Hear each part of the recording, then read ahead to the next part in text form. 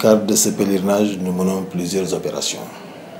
Et parmi lesquelles, la première activité, c'est le traitement des domiciles, le traitement des sites d'hébergement, le traitement des grands sites de réception où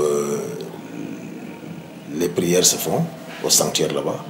En tout cas, tous les lieux susceptibles d'abriter des pèlerins, c'est ce traitement qui se fait à l'intra-domiciliaire comme à l'extra. Donc à l'extra, c'est ce que nous appelons communément pomper. Mais extra, c'est en fumigation. D'habitude, vous entendiez qu'on faisait du saupoudrage.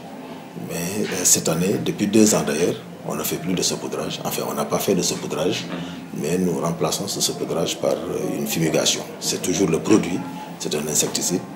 Donc on utilise avec un nouvel appareil et on salue au passage notre hiérarchie, la direction avec le colonel Moussa Diensar, donc chef du service national de l'hygiène, qui a acquis ce nouveau matériel avec l'aide des partenaires. Donc c'est ce premier traitement que nous avons fait à Popenguine et aussi bien dans les sites des marcheurs. Vous savez que Popenguine draine des marcheurs. Et ces marcheurs, avec 3 axes pour les sites d'hébergement des marcheurs, Mbour, Thiès et le Cap des Biches. Donc ces 3 sites font l'objet de traitements aussi de sécurisation avant l'arrivée des marcheurs. Vous n'êtes pas aussi sans savoir que le pèlerinage coïncide toujours avec les 4 rakas de la famille Boussakho à Nguékokh. Donc sachez que cette mission de couverture couvre les 2 événements dans le département de Mbour. Donc c'est ça l'activité de sécurisation des sites d'hébergement. Voilà, donc vous entrez déjà dans l'autre activité. Comme je l'avais dit, qu'il n'y a pas cette seule activité. Donc l'autre activité, comme vous venez de le dire, c'est le contrôle de la vente des denrées alimentaires. Vous savez que dans de pareils rassemblements, il y a une prolifération de vendeurs qui s'adonnent à la distribution d'aliments venant de tous horizons.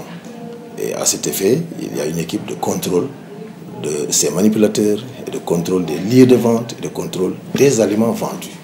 Et dans ce cadre-là, nous avons eu à opérer nuit et jour pour, en fonction de l'arrivée des vendeurs, donc pour voir quel type d'aliments ils sont en train de vendre, que ce soit emballé, que ce soit préparé sur place,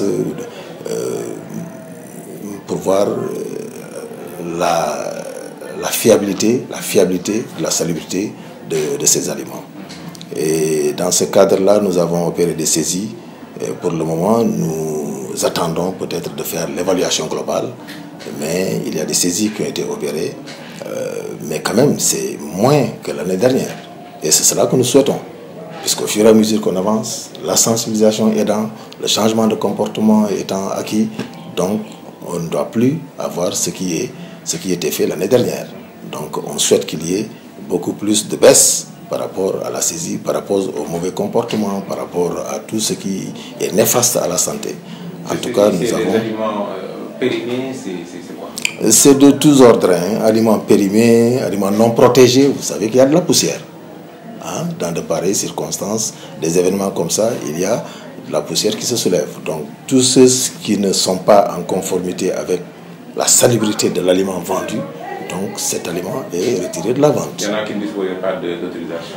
Voilà, l'autre volet du contrôle aussi dans ce denrée alimentaire, c'est l'homme, la personne même qui vend cet aliment. Donc cette personne doit être censée indemne de toute maladie contagieuse.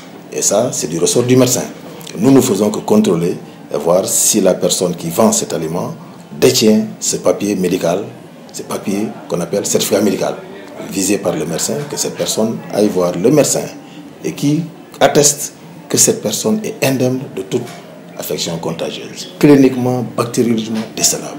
C'est cela que le papier veut dire. Et nous sommes chargés de contrôler. Celui qui ne détient pas ce papier, il ne doit pas vendre.